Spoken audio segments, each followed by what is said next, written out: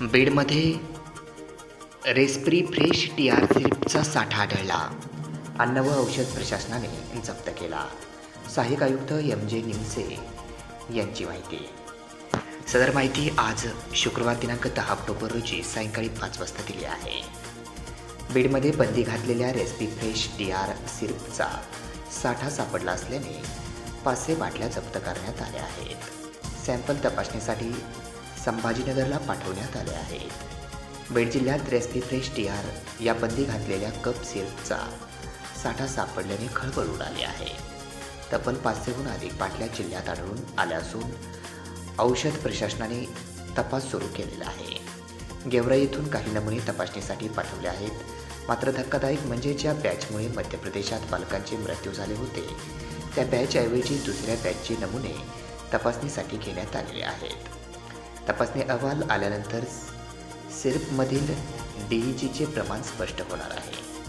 सहाय्यक आयुक्त MJ निमसे यांनी याची माहिती दिली असून जिल्ह्यातील औषध विक्रेत्यावर कारवाई करण्याची शक्यता व्यक्त केली जात आहे. फ्रेश TR ही औषध आहे, खोकल्याची औषध. त्याचे उत्पादक आहे रेडनेक्स फार्मास्युटिकल अहमदाबादमधली कंपनी. याचे आपल्याकडं अहमदाबादमधूनच स्मार्टवेल वेलनेस प्रायव्हेट लिमिटेड या कंपनीचा डेपो पुण्यात आहे. तिथून 500 बॉटलचा आपले 4 होलसेलरकडे सप्लाय झाला होता. सदर औषधात डायथिलीन ग्लायकॉल कंटेंट असल्याचं मध्य प्रदेश गव्हर्नमेंटने आपल्याला कळवलेलं आहे. त्या अनुषंगी आपण त्यातील 157 बॉटलचा साठा परत मागवलेला आहे आणि एकूण 50 बॉटलचा साठा जो आहे तो मार्केटमध्ये रिटेलरकडे अवेलेबल झालेला आहे. तोही आपण रिटर्न मागवलेला आहे. सदर औषधावर शासनाने यापूर्वीच बंदी घातलेली आहे आणि आपण त्या अनुषंगे इतर त्या कंपनीची काही औषधं मार्केटमध्ये जी उपलब्ध आहेत त्याचे नमुने घेऊन आपण प्रथम प्राधान्याने संभाजीनगर प्रयोगशाळेत पाठवत आहोत. त्याचे चाचणी अहवाल आल्यानंतर त्यावर कायदेशीर कारवाई घेण्यात येत आहे. तसेच महाराष्ट्र शासनाने अन्न औषध प्रशासन विभागाने काही गाईडलाईन डिसाईड केलेल्या आहे.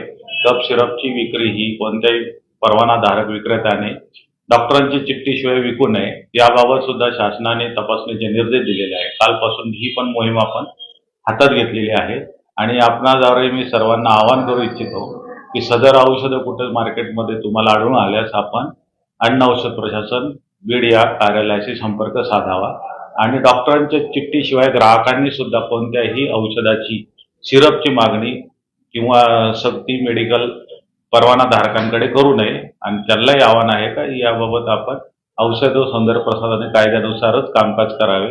विना प्रिस्क्रिप्शन कोणत्याही औषधाची विक्री करू नये.